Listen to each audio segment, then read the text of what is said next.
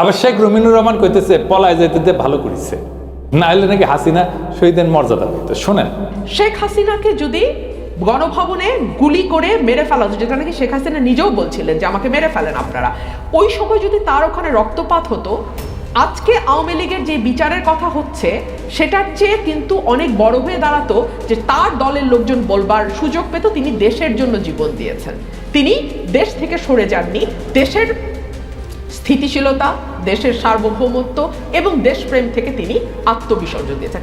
শুনেছেন, হাসিনারে আমরা মুসলিমের মতো ট্যাঙে রাখলাম নি, পা উপরে মাথা নিচে, সাথে মিনাল কান্তিরও ট্যাঙে রাখতাম, যেমন মুসলিমের গার্লফ্রেন্ডকে ট্যাঙে রেখেছিল না পাশে উনকে করে। তো মুসলিমি কি শহীদের মর্যাদা পাইছে? এ রুমিনুর শহীদের মর্যাদা পাইছে? মুসলিমি মুজিবি কি শহীদের মর্যাদা পাইছে? আওয়ামী লীগ কি কয় শহীদ মুজিব? কয় না। রুমিনুরের বাপ দেখিচ্ছি ওর রাজনীতির কিছুই শিখায় না। তারপরে হচ্ছে ওয়াকারের মতো সেনা প্রধান পাইছি, এটা নাকি হাঙ্গেরের ভাগ্য। শোনার এটা কি কয়? তবে বাংলাদেশের সৌভাগ্য যে জেনারেল ওয়াকারের মতন একজন সেনা প্রধান তারা পেয়েছে। কেন বলছি?